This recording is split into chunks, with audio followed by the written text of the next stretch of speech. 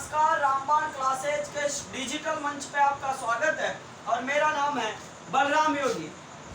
और जैसा कि आपको पता है अपन चर्चा किसकी कर रहे हैं, तो मारवाड़ के राठौड़ राजवंश की अपन ने पिछली क्लास में चर्चा की थी और मैंने आपको अजीत सिंह के बारे में बताया था।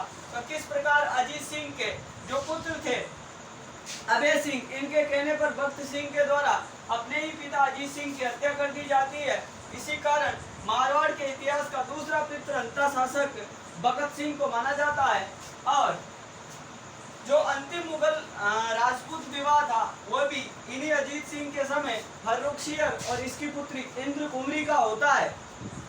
तो अपन एक अजीत सिंह की वापस फिर बात करते हैं। अजीत सिंह, इनके लिए एक लाइन और लिखनी है अपन को, उसके बाद में अपन पढ़ेंगे अभय सिंह के बारे में। तो अजीत सिंह, इनको कान का कच्चा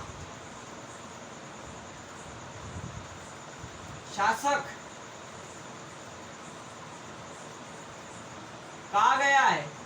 ये पंक्ति लिखाना मैं भूल गया था। जो अजीत सिंह है मारवाड़ के शासक, इनको कान का कच्चा शासक कहा जाता है।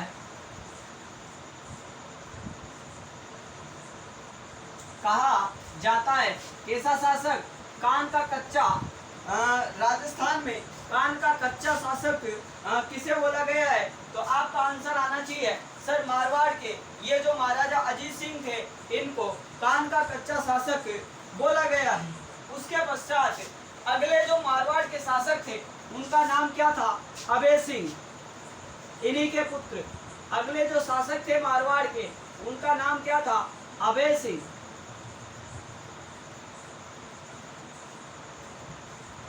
अगले मारवाड़ के शासक कौन थे? अभय सिंह। तो इनके समय में 1730 ईस्वी में जोधपुर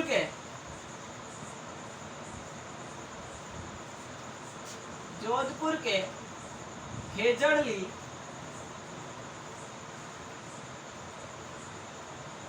नामक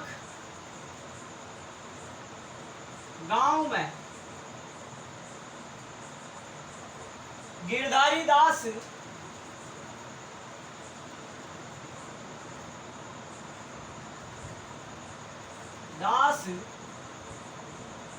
द्वारा वृक्षों को, मतलब ये अभय सिंह के समय में 1730 में जोधपुर के खेजड़ली नामक गांव में गिरधारी दास द्वारा वृक्षों को काटने के आदेश दिए गए। अमृता देवी बिश्नोई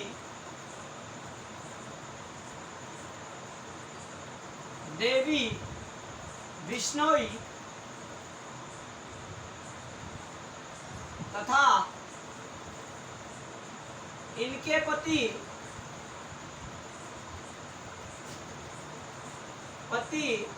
रामोजी समेत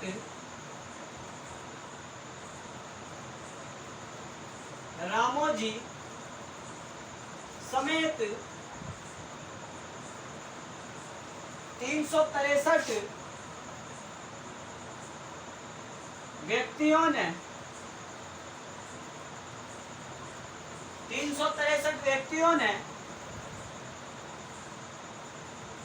वृक्षों की रक्षा हेतु अपने प्राण दिए। मैंने क्या बताया है?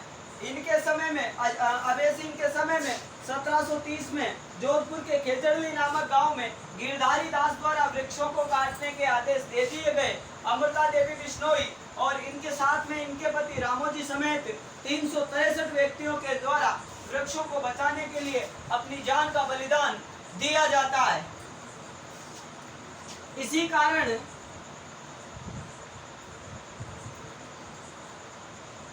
इस दिन तेजादशमी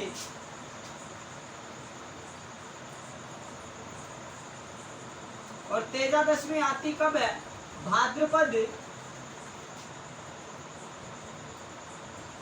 शुक्ला दशमी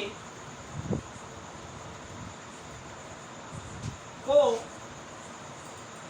विश्व का एकमात्र वृक्ष मेला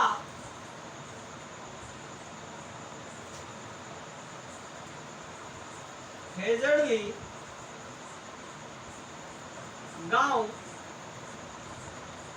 जोधपुर में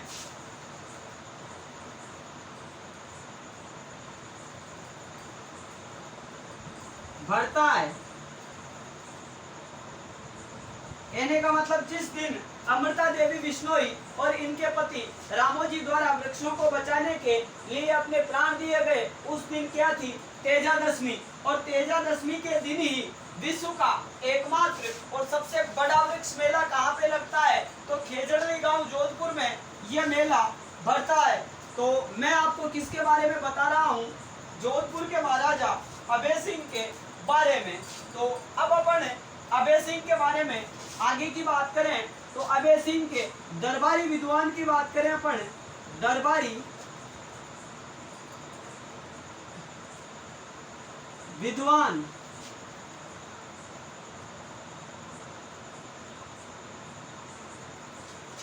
अभय सिंह जो जोधपुर के महाराजा थे, अभय सिंह, इनके अगर दरबारी विद्वान की बात करें अपन तो एक का नाम था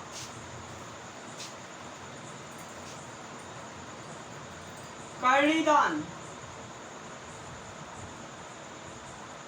और कर्णिदान के द्वारा कौन सा ग्रंथ लिखा गया? तो अपन ग्रंथ की भी बात करें, सूरज प्रकाश। कौन सा ग्रंथ लिखा गया? सूरज प्रकाश जो ग्रंथ था यह कर्णिदान के द्वारा लिखा गया था।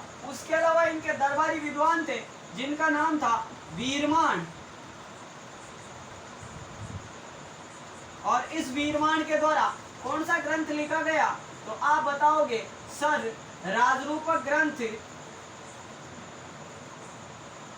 इस वीरमान के द्वारा लिखा गया था। तो यह जोधपुर के महाराजा अभय सिंह के बारे में कुछ जानकारी थी। उसके अलावा एक बार आरपीएससी बोर्ड के द्वारा एक युद्ध के बारे में भी पूछा गया है, तो अपन उस युद्ध की भी चर्चा करते हैं जो जोधपुर के महाराजा अभय सिंह के समय का था। तो अपन इस युद्ध की बात करें, एक तरफ जोधपुर के अगर शासक की बात करें तो शासक का नाम था जोधपुर के अगर शासक की बात करें तो इस शासक का नाम था,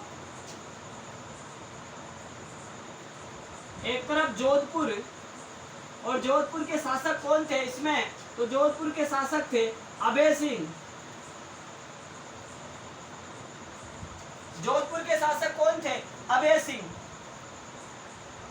और इधर अहमदाबाद की बात करें, अहमदाबाद, और ये अहमदाबाद कहाँ पे पड़ता है? गुजरात में। अहमदाबाद कहाँ पे पड़ता है? गुजरात में। और यहाँ का शासक कौन था? सर बुलंद खां। एक तरफ जोधपुर के शासक अभय सिंह और दूसरी तरफ अहमदाबाद के सर बुलंद खां, इन दोनों के बीच में क्या हुआ? युद्ध। और इस युद्ध की जानकारी किससे मिलती है? तो आप बताओगे सर, वीरमान के इस राजरूपक ग्रंथ से अपन को इस युद्ध की जानकारी प्राप्त होती है। तो एक बार फिर अपन चर्चा करते हैं। अजीत सिंह, इनको कान का कच्चा शासक बोला गया है। उसके अलावा अभय सिंह की बात करें तो इनके समय में 1730 में जोधपुर के खेजड़ली नामक गांव में गिरधारी दास द्वारा वृक्षों को काटने के आदेश दे दिए गए।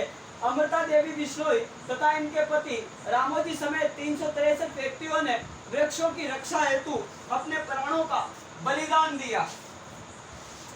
और इसी दिन से अर्थात तेजादशमी कहने का मतलब भाद्रपद शुक्ला दशमी को विश्व के सबसे बड़े एकमात्र वृक्ष मेले का आयोजन कहाँ पे होता है? खेजड़ली गांव जोधपुर में। और अगर बात करें अभय सिंह के दरबारी विद्वानों की तो दरबारी विद्वानों में नाम आता है कर्णिदान का, जिसके द्वारा सूरज प्रकाश पुस्तक लिखी गई। और दूसरे जो विद्वान आते हैं उनका नाम है वीरवान, और वीरवान के द्वारा राजरूपक ग्रंथ लिखा गया। और इस राजरूपक ग्रंथ में यह बताया गया है कि जोधपुर के महाराजा अभय सिंह और अहमदाबाद गुजरात के शासक सर बुलंद खान के मध्य युद्ध हुआ था। और इस युद्ध के बारे में एक बार आरपीएससी बोर्ड के द्वारा रिट लेवल शायद सेकंड में यह क्वेश्चन पूछा जा चुका है कि इन दोनों शासकों के मध्य युद्ध हुआ था। इस युद्ध की जानकारी अपन को कौन से ग्रंथ से मिलती है?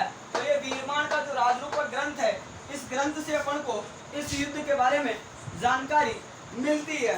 तो इसके आगे जो अगले जोधपुर के शासक हैं उनका नाम है महाराजा मानसिंह राठौड़। तो आप इसको नोट आउट कर सकते हो।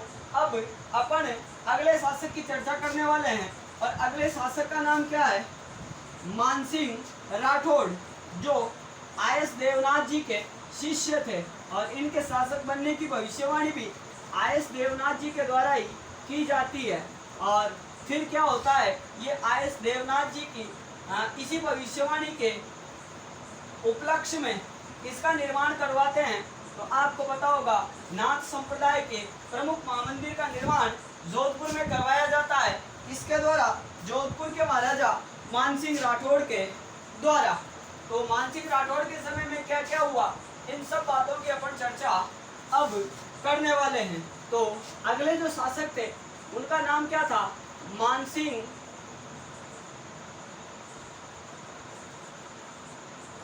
राठौड़। अगले शासक कौन है? मानसिंह राठौड़। तो इनको सन्यासी राजा कहा गया है।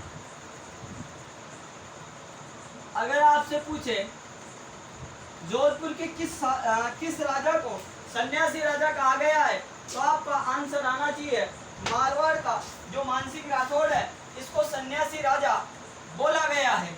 उसके अलावा इनके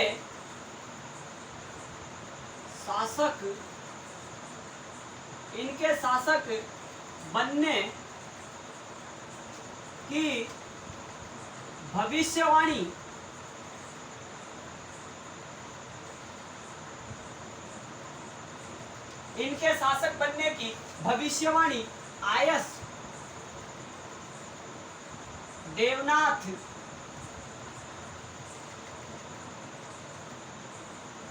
जी के द्वारा की गई थी, जो इनके गुरु थे। कहने का मतलब इस मानसिंह राठौड़ के शासक बनने की भविष्यवाणी आईएस देवनाथ जी के द्वारा की जाती है। और ये मानसिंह राठौड़ आईएस देवनाथ जी को अपना गुरु मानता था। तो आगे क्या होता है, इसी कारण शासक बनने के बाद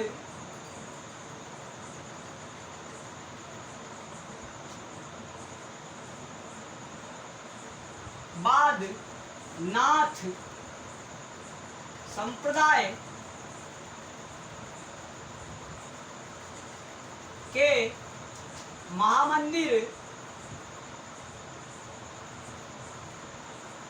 संप्रदाय के महामंदिर का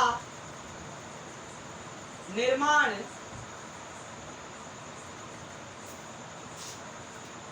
इनके द्वारा जोधपुर में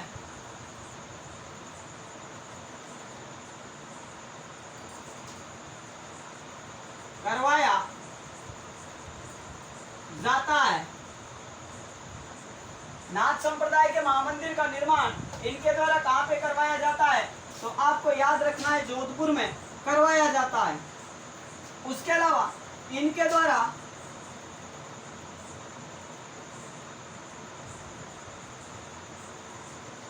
मान प्रकाश पुस्तकालय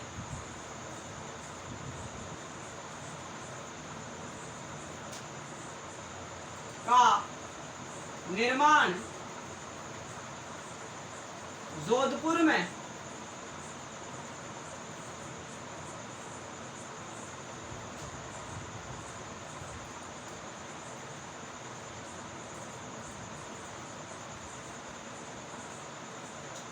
उसके अलावा क्या बताया मैंने आपको?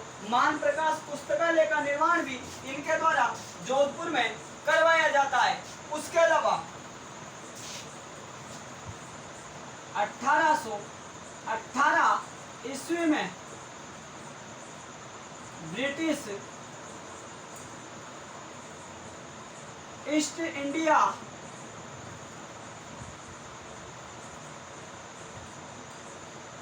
कंपनी के साथ इनके द्वारा संधि की जाती है।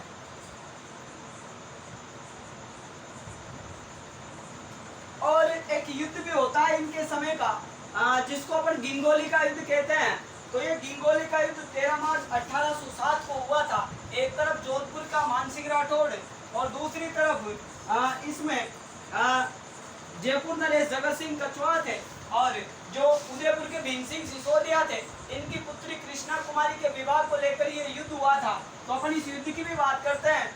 उसके अलावा जब मैं आपको मेवाड़ पढ़ाऊंगा और मेवाड़ में भीम सिंह सिसोदिया जब शासक आएंगे, तो उस समय भीम सिंह सिसोदिया की जो पुत्री थी कृष्णा कुमारी, इस कृष्णा कुमारी के विवाह को लेकर यह युद्ध लड़ा गया था। तो अभी मैं आपको युद्ध के बारे में बताता हूँ। क्या उसकी जो डीपली जो जानकारी है वो अपन जब उदयपुर पढ़ेंगे उस समय मैं आपको बताऊंगा। अभी मैं आपको ये बताता हूँ कि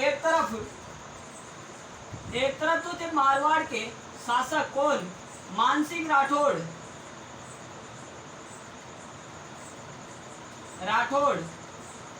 और दूसरी तरफ कौन थे? जयपुर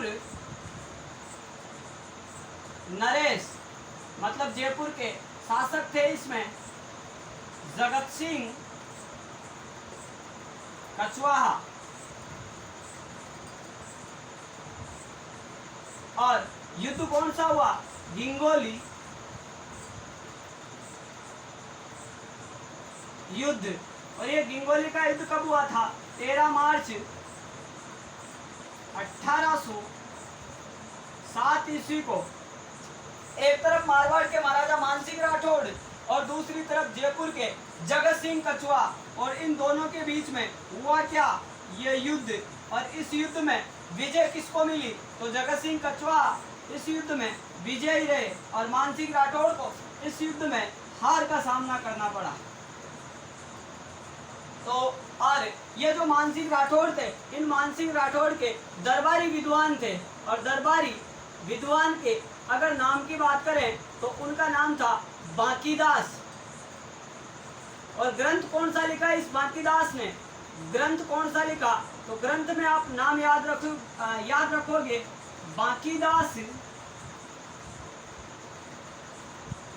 बांकीदासरी ख्यात। तो ये थे मारवाड़ के मानसिंह राठौड़। तो एक बार फिर मैं आपको बताता हूँ, मानसिंह राठौड़ इनको सन्यासी राजा कहा गया है। इनके द्वारा इनके शासक बनने की भविष्यवाणी आईएस देवनाथ जी के द्वारा की गई थी, जो इनके गुरु भी थे। कहने का मतलब ये इनको अपना गुरु मानते थे। किसको? आईएस देवनाथ जी को। इसी कारण जब ये मानसिंह राठौर शासक बन जाते हैं तो इनके द्वारा नाथ संप्रदाय के महामंदिर का निर्माण कहाँ पे करवाया जाता है? जोधपुर में करवाया जाता है। उसके अलावा जोधपुर में मान प्रकाश पुस्तकालय का निर्माण भी इन्हीं मानसिंह राठौर के द्वारा करवाया जाता है। और आगे 1818 में ब्रिटिश ईस्ट इंडिया कंपनी के साथ में इन मानसिंह राठौर के द्वारा संधि कर ली जाती है। और मानसिंह राठौर के समय में एक युद्ध हुआ और युद्ध का नाम था गिंगोली का युद्ध। और यह युद्ध मारवाड़ के मानसिंह राठौर और जयपुर के जगत सिंह कछवाहा के मध्य में हुआ था। और इसमें मामला क्या था? लड़की का। और लड़की कौन सी? कृष्णा कुमारी, जो पुत्री किसकी थी? उदयपुर के भीम सिंह सिसोदिया की पुत्री थी। तो उसको लेके ये युद्ध हुआ और इस युद्ध में जयपुर में जगत सिंह कछवाहा विजयी रहे और मानसिंह राठौर को इस युद्ध में हार का सामना करना पड़ा। और मानसिंह राठौर के दरबारी कवि का नाम बताया मैंने आपको, बांकीदास। और इस बांकीदास के द्वारा बांकीदास रिख्यात नामक ग्रंथ भी लिखा गया था। तो इस प्रकार ये अपना जोधपुर का इतिहास आज कंप्लीट होता है। अब अपन अगली क्लास में जयपुर के कछवाहा राजवंश के बारे में पढ़ेंगे। फिर उसके बाद में जैसे ही जयपुर का कछवाहा राजवंश फिनिश होगा तो फिर अपन उदयपुर के जो रावल और सिसोदिया राजवंश है इन शासकों की अपन बात करेंगे। और उदयपुर का इतिहास पढ़ाने के बाद में अपना ये जो हिस्ट्री वाला पोर्शन है ये कंप्लीट हो जाएगा। फिर उसके बाद में मैं आपको 1857 की क्रांति और राजस्थान में जो किसान आंदोलन हुए हैं जैसे बूंदी का आंदोलन या जो यहाँ से हुआ था बिजोलिया भीलवाड़ा से जो धाकड़ जाति के द्वारा आंदोलन किया गया था, तो उसके अलावा अपन प्रजामंडल के बारे में और राजस्थान की जो जीके है, कहने का मतलब हिस्ट्री वाला पोर्शन, कला संस्कृति हो या राजस्थान की ज्योग्राफी हो, उन सभी टॉपिकों के बारे में अपन चर्चा करेंगे, लेकिन स्टेप बाय स्टेप। तो अपनी अगली जो क्लास होगी वो जयपुर के कछवाहा राजवंश के बारे में होगी। तो आप अच्छे से नोट्स बनाओ और अपनी तैयारी को जारी रखें। तो आज की क्लास और अभी के लिए इतना ही। धन्यवाद। आपका दिन शुभ हो।